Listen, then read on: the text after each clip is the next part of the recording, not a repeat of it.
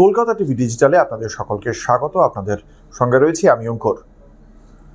বলিউডের অর্থাৎ মুম্বাইয়ের একটা বড় অংশের সময় ৬ এবং ৭-এর দশকে যার নামে মুম্বাই কাঁপত তিনি হচ্ছেন হাজি মাস্তান।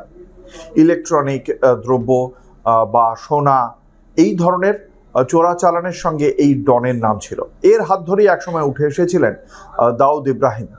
এই হাজি মাস্তানের কন্যা হাসিন মাস্তান মির্জা এবার প্রধানমন্ত্রী নরেন্দ্র মোদীর দ্বারস্থ। তার বক্তব্য, আমাকে বাঁচান প্রধানমন্ত্রী নরেন্দ্র মোদী।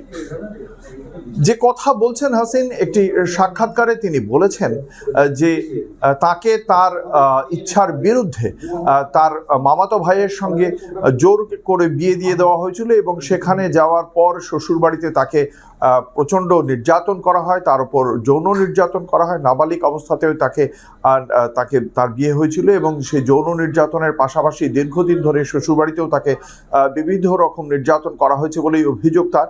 এবং সেই পর্বেই তিনি বলেছেন যে প্রধানমন্ত্রী যাতে তাকে বাঁচান এবং বিজেপির আমলে, প্রধানমন্ত্রী নরেন্দ্র মোদীর আমলে যে ৩ তালাক আইন তৈরি হয়েছে সেই ৩ তালাক আইনের প্রশংসা করেছেন তিনি বলেছেন যে ইসলাম ধর্মাবলম্বী মহিলারা তার পাশে রয়েছেন। এই ৩ তালাক আইন রদ করার জন্য প্রধানমন্ত্রী নরেন্দ্র মোদী তথা বিজেপির পাশে রয়েছে। একই সঙ্গে তার বক্তব্য যে এক্ষেত্রে যে নির্যাতন হয়, যৌন নির্যাতন হয় বা জোরপূর্বক বিবাহ থেকে যারা বেরিয়ে আসতে চান সেই সমস্ত ভুক্তভোগীদের বাঁচানোর জন্য কড়া আইন আনুক, যাতে এই ভুক্তভোগীদের বেশি দিন ধরে সমস্যার মধ্যে পড়তে না হয়।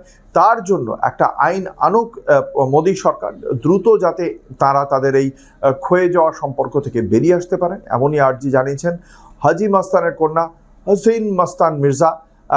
তার এই মোদী বন্দনা বা মোদীর কাছে এই প্রার্থনা করা, এই বিষয়টি অবশ্যই চর্চার মধ্যে এসেছে, কারণ তিনি সংখ্যালঘু, তার পাশাপাশি তিনি মহিলা। ৩ তালাকের প্রশংসা করেছেন এবং প্রধানমন্ত্রী নরেন্দ্র মোদীর কাছেই তিনি সাহায্যের জন্য হাত পাচ্ছেন।